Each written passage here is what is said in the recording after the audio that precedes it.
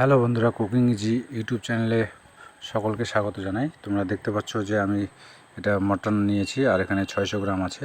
আর এই মটনটাকে আমরা খুব সুন্দর করে রান্না করব আর একদম সহজ সরলভাবে।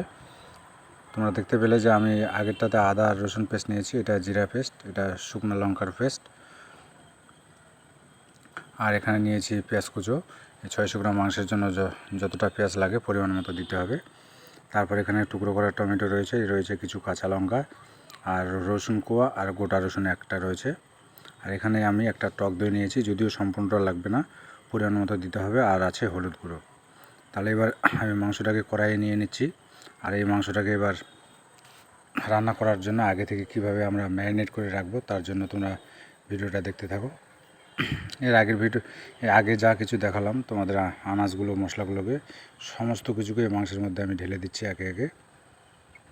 দেওয়ার পরে মাংসটাকে খুব সুন্দর করে মাখতে হবে। তোমরা ভিডিওটা শেষ অবধি দেখো, তাহলে বুঝতে পারবে।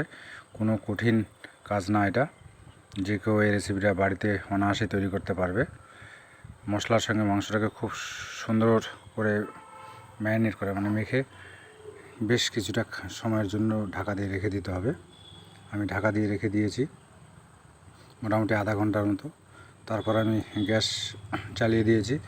দেওয়ার পরে এখনও ঢাকনা খুলিনি, ঢাকনা এবার খুললাম, খুলে তোমাদেরকে একটু দেখানোর চেষ্টা করছি।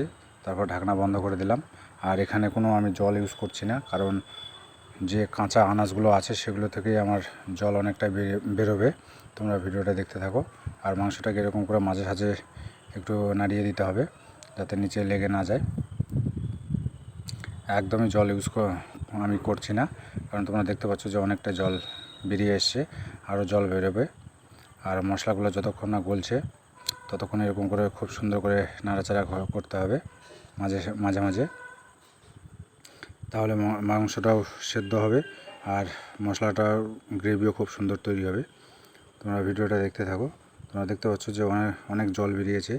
আর এই মাংসটা সেদ্ধ করার জন্য আমার আর জল দেওয়ার দরকার নেই কষার জন্য। আর অবশ্যই একটা যেটা গুরুত্বপূর্ণ কাজ করতে হবে সেটা হলো এই সময় গ্যাসের ফ্লেমটা একদম লোয়ে রাখতে হবে যাতে মাংসটা খুব সুন্দর বয়েলড হয়। আর আমি এখানে ঝোলের জন্য গরম জল বসিয়ে দিয়েছিলাম। আর এই ঝোলটাকে তৈরি করার জন্য অল্প পরিমাণ এখন জল দিচ্ছি আর মাংসটাকে নাড়ছি। তারপর আবার জল দিলাম, দিয়ে এবার মাংসটাকে নাড়িয়ে চেড়িয়ে নেওয়ার পরে এখানে গরম মশলার গুঁড়ো দিয়ে দিলাম। দেওয়ার পরে মাংসটাকে নাড়িয়ে চেড়িয়ে নিচ্ছি। নিলে আমাদের তৈরি হয়ে যাবে দুর্দান্ত মাটন কারি কিংবা মটন কষা। আর এটা খুব সুন্দর টেস্ট হবে। অবশ্যই তোমরা বাড়িতে ট্রাই করবে। তোমরা ভিডিওটা দেখলে খুব একটা কঠিন কাজ না আর কঠিন কোনো বিষয় না। তাহলে তোমরা অবশ্যই পারবে এই রেসিপিটা তৈরি করতে বাড়িতে নিজেরা। ভিডিওটা দেখার জন্য সকলকে ধন্যবাদ বন্ধুরা। তোমরা অবশ্যই বাড়িতে একবার ট্রাই করবে, দেখবে যে কেমন টেস্ট লাগে এই ম্যারিনেট করা মাংস। আর সাধারণত মাংস কী করি, মশলা ভেজে নিই, আর এটা ভাজা মশলা ছাড়া একদম সব কিছু দিয়ে রান্না হলো।